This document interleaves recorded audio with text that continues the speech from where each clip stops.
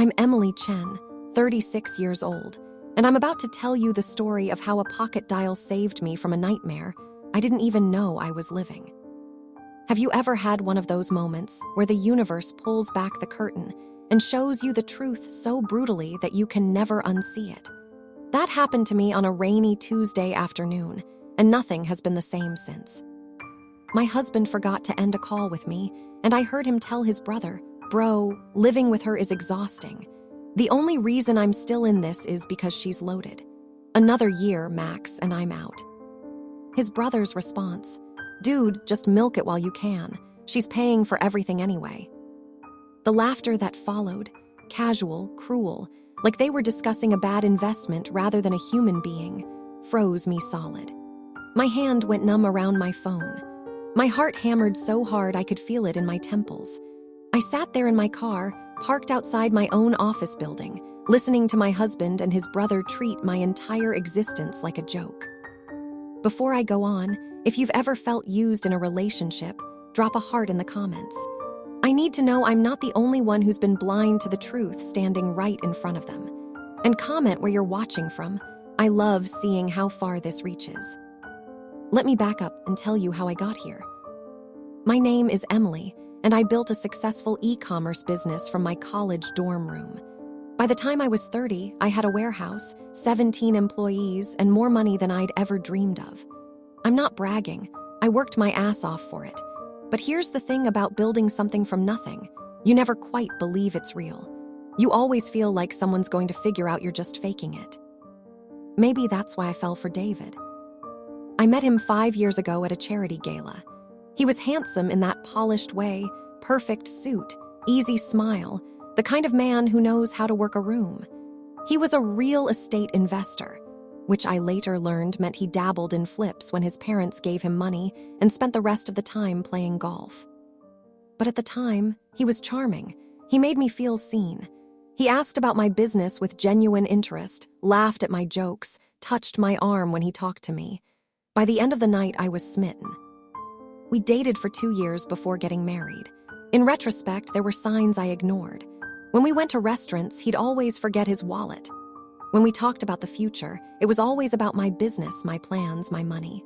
When I bought my house, my dream house with the wraparound porch, he suggested we put it in both our names. I said no because my name was already on the deed, and he sulked for a week. I bought him a car to make up for it, a BMW, $65,000. That was me, always apologizing for having boundaries by spending money. His family was worse. His mother, Linda, called me sweetie in a tone that made my skin crawl.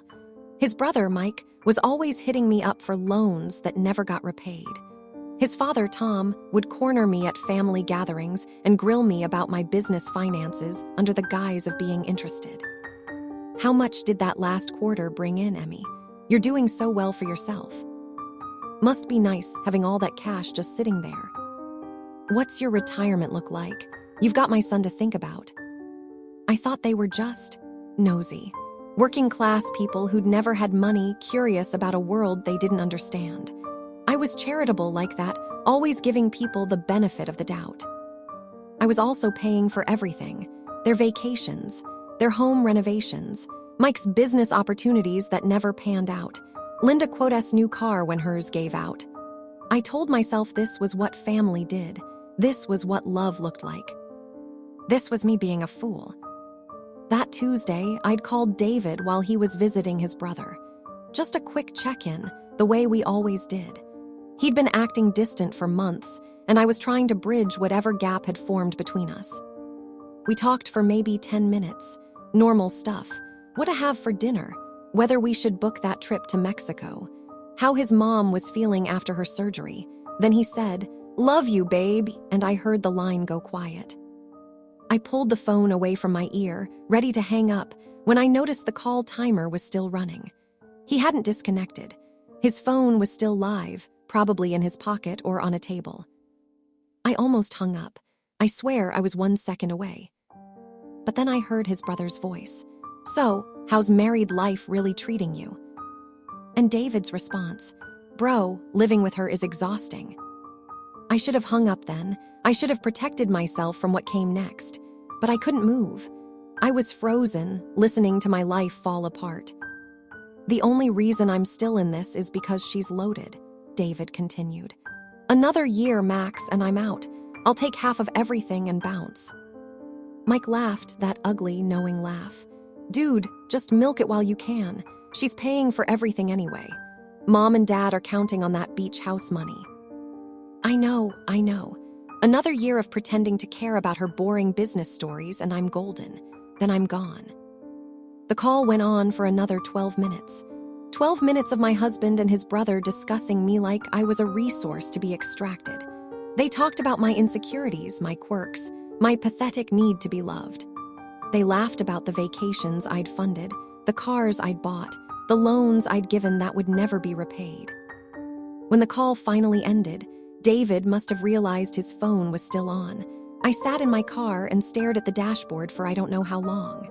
The parking garage lights flickered. Rain drummed on my roof. My whole world had shifted, and everything else just kept going like nothing happened. I didn't cry. I was too shocked for tears. Instead, a cold, clear anger started building in my chest. It felt like survival instinct, something ancient and primal waking up and saying, "Protect yourself, now." I drove home in a daze, but by the time I pulled into our driveway, my mind was racing with plans. Here's what David didn't know about me. I built a business by being detail-oriented, by noticing what others missed, by following the money. Over the next 2 weeks, I became a detective in my own marriage. I started with our joint accounts, the ones I'd added him to for convenience. What I found made my stomach turn. Over the past 18 months, David had transferred $78,000 to his brother's account, another $45,000 to his parents.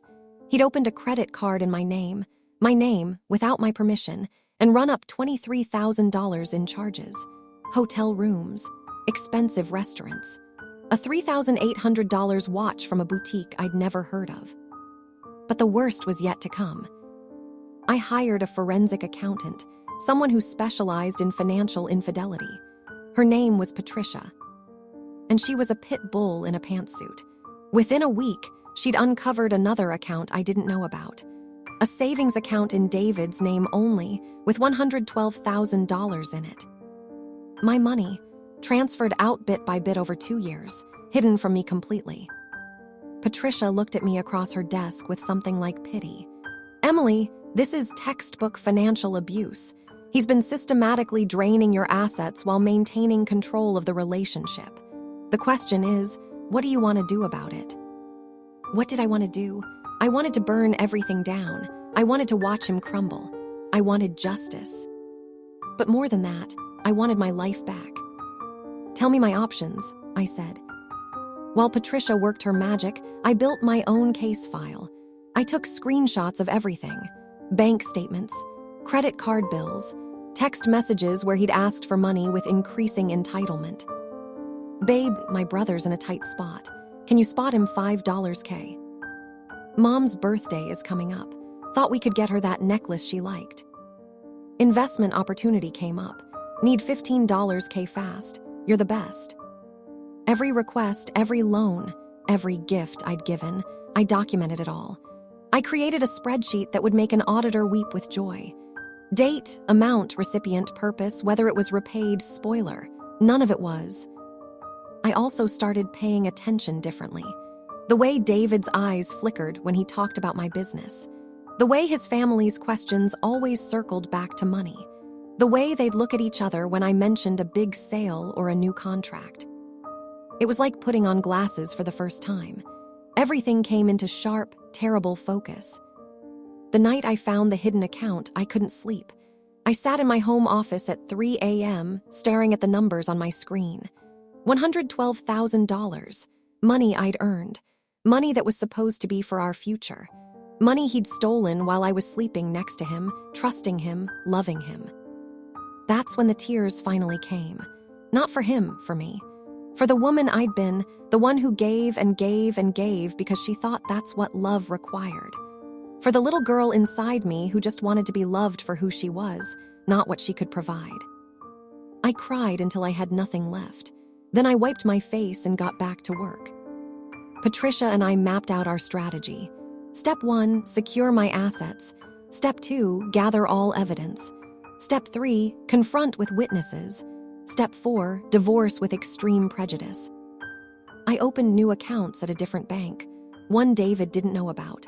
I transferred my remaining liquid assets, about $600,000, into accounts only I could access.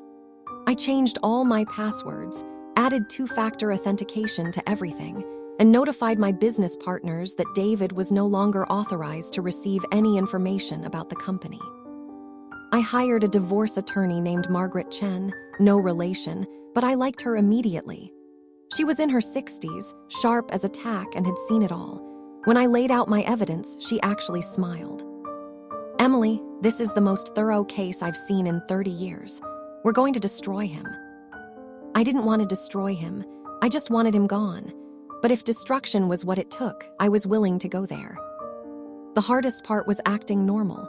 Every morning I made his coffee. Every evening I asked about his day.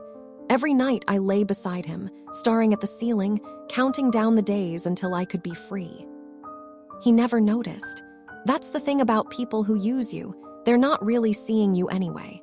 You're a background character in their story, a resource to be managed, not a person to be loved. I invited his parents and brother for dinner. A family gathering, I said.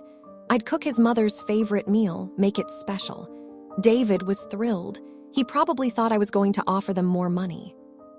I was going to offer them something, all right, the truth. The night arrived. I made beef Wellington, complicated, expensive, exactly the kind of meal that said I'm trying too hard. I set the table with my grandmother's china, lit candles, put on a dress I knew David liked. His parents arrived first. Linda air-kissed me and immediately started inspecting the place settings. Tom headed straight for the wine cabinet and pulled out a bottle I'd been saving for a special occasion. "Hope you don't mind," he said, already opening it. Mike showed up 20 minutes late, smelling like weed and cheap cologne. "What's for dinner, Em? Hope it's good, I'm starving." We sat down to eat, and for a while, everything was normal. Small talk about the weather, about Mike's latest get-rich-quick scheme, about Linda's book club. David held my hand under the table, probably because he thought it would keep me compliant. After dessert, I stood up and cleared my throat. "I have something I want to share with all of you." 4 faces looked at me with varying degrees of interest. David smiled encouragingly. Linda tilted her head like a curious bird. Tom leaned back in his chair, already bored. Mike checked his phone. I pulled out my laptop and set it on the table. "I've been doing some research lately, into our family finances." David's smile flickered. "Babe, now's not really the time." "When is the time, David? When you've drained my accounts completely? When you're ready to leave with half of everything?" I opened the laptop and turned it to face them. "Let me show you what I found." The first screen was the hidden account. $112,000, David's name only. "What's this?" Linda asked, her voice shrill. "That's the money your son stole from me over the past 2 years." I clicked to the next screen. "And these are the transfers to Mike, $78,000 over 18 months. And these are the transfers to you, Tom and Linda, $45,000. Tom's face went red. "Now hold on." Then there's the credit card David opened in my name without permission. $23,000 in charges, hotels, restaurants, a very nice watch. I clicked to another screen. "And these are the text messages where Mike asked for money, where Linda guilted me about family obligations, where Tom pressured me to invest in schemes that never panned out." The room was silent. David's face had gone gray. But here's my favorite part. I pulled out my phone and pressed play. David's voice filled the dining room. "Bro, living with her is exhausting. The only reason I'm still in this is because she's loaded." Mike's response, "Dude, just milk it while you can." I let it play for a full minute. The casual cruelty, the laughter, the plans for my money. When I stopped it, no one moved. "Emily," David started. "That was just guy talk, I didn't mean." "Don't," I held up my hand. Don't you dare lie to me one more time. Linda tried a different approach. Tears sprang to her eyes, real or fake, I couldn't tell. Sweetie, we love you like family, whatever misunderstandings. You love my money like family, there's a difference. I closed my laptop. Here's what's going to happen. I've already filed for divorce. All joint accounts are frozen. I've removed David from everything. My bank accounts, my credit cards, my insurance, my will. My attorney will be in touch with the details. Tom stood up, chair scraping back. You can't do this. You owe us. I owe you nothing. In fact, you owe me about $258,000, not counting interest. My attorney suggests you don't fight this, because if you do, I'll press criminal charges for fraud, identity theft, and financial exploitation. All of you. Mike's phone clattered to the floor. You wouldn't. Try me. David reached for me, his hand hovering like he didn't know if he was allowed to touch me. Emily, please, we can work this out. Couples therapy, whatever you want. I looked at him, really looked at him for the first time in years. He was handsome, sure, charming when he wanted to be, but underneath all that was something small and mean and grasping. A person who saw love as a transaction and people as resources. I want you out of my house. Tonight, all of you. Linda was sobbing now, real tears or performance, I couldn't tell. Tom was purple with rage. Mike looked like a trapped animal. David just stood there, stunned, like he couldn't believe his golden goose was walking away. Now, I said, or I call the police. They moved, grabbed coats, purses, the half-empty wine bottle Tom was still clutching. At the door, David turned back. You're making a huge mistake. You'll never find anyone who loves you. I almost laughed. David, you never loved me either. At least now I'm not paying for the illusion. I closed the door behind them and leaned against it, shaking. Then I slid down to the floor and sat there in my grandmother's china, my nice dress, my empty house. And I laughed. I laughed until I cried, and then I laughed some more. Because for the first time in 5 years, my home was actually mine. The divorce was ugly but short. David tried to fight, hired a lawyer who took one look at my evidence and told him to settle. He demanded half the house, half my business, alimony for life. The judge laughed at him, literally laughed. What Mr. Henderson did constitutes fraud, theft, and financial abuse. He's lucky Mrs. Chen isn't pressing criminal charges. I'm awarding her sole ownership of all assets and granting the divorce on grounds of fraud. Mr. Henderson receives nothing except his personal belongings. David's lawyer asked about restitution for the money he'd contributed to the marriage. The judge stared at him for a long moment. Mr. Henderson contributed nothing except debt and deception. This court is adjourned. Mike tried to sue me for the money he claimed I'd gifted him. His case was dismissed with prejudice, and the judge recommended he seek counseling for his profound sense of entitlement. Linda and Tom lost friends when the truth came out. Turns out people don't like associating with families who view marriage as a con job. Their country club membership wasn't renewed. Their bridge club asked them to leave. Linda's book club, the one I'd funded for years, politely suggested she find another group. I heard through mutual acquaintances that David moved back in with his parents. At 42, he was sleeping in his childhood bedroom, trying to explain to people why his wealthy wife had left him. The truth got out anyway. It always does. He tried to contact me twice through fake social media accounts. Both times my lawyer sent cease and desist letters. The third time, I got a restraining order. Sometimes I wonder if he ever felt guilty. Probably not. People like David don't feel guilt. They feel entitled.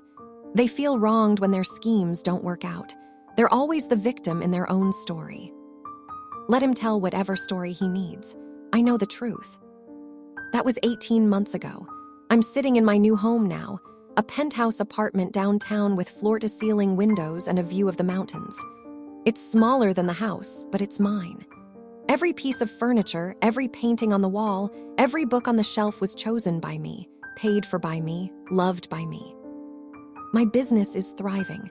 We just launched a new product line that's exceeding all projections.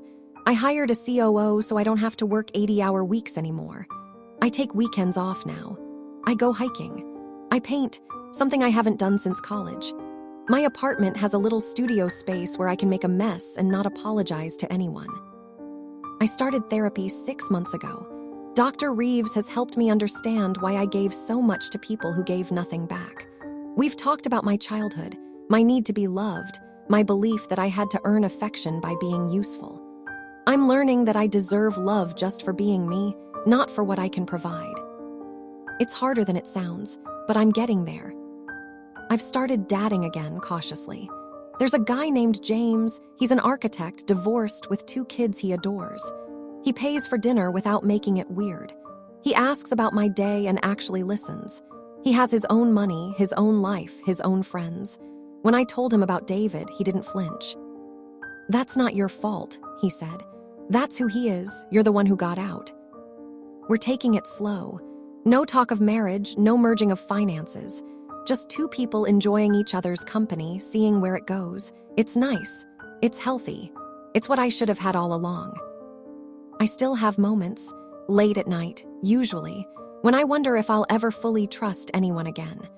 Dr. Reeves says that's normal. Trust isn't something you give away freely after betrayal.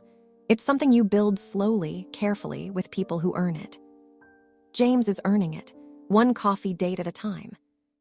If I could go back and talk to the Emily who sat in that parking garage, listening to her husband destroy her marriage, here's what I'd tell her. Trust your gut. That uncomfortable feeling you've been ignoring for years. That was your intuition trying to protect you. Listen to it next time. Love shouldn't cost you your peace. Real love doesn't make you feel small or anxious or like you're constantly performing. Real love feels like coming home. Financial independence isn't selfish. It's survival. Keep your own accounts. Keep your own credit. Keep your own name on your assets. Not because you don't trust your partner, but because you should always trust yourself more. You can't buy love. I tried. God, I tried. I bought cars and vacations and houses and peace offerings. None of it made David love me because he was incapable of love. You can't purchase what someone isn't selling. Leaving is hard. Staying is harder. The day I kicked them out was one of the hardest of my life. But every day since has been easier. Every day I wake up in my own home, with my own money, living my own life, I'm grateful I had the courage to walk away. You are not what you provide. Your worth isn't in your bank account or your business or your ability to take care of others. Your worth is inherent. You are valuable because you exist. Full stop. Betrayal can be a gift. I know that sounds crazy, but it's true. That pocket dial saved me from wasting another year, another decade, another lifetime on people who didn't deserve me. Sometimes the worst moments are the ones that set you free. This morning, I woke up at 6:30 to the sun streaming through my windows. I made coffee in my French press, the good stuff from a local roaster, and took it out to my balcony.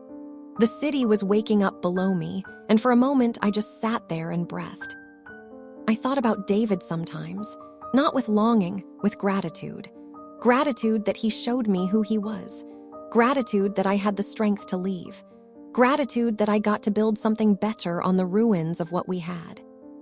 My phone buzzed. "James, dinner tonight, found a new Thai place you'll love." I smiled and typed back, "Can't wait, 7. This is my life now. Simple, honest, mine. I'm not angry anymore. I'm not bitter. I'm not even sad. I'm just here, present. Grateful for every moment of peace, every laugh with friends, every sunrise over the city.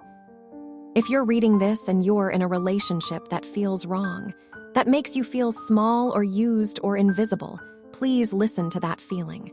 It's not paranoia. It's perception. It's your soul trying to protect you.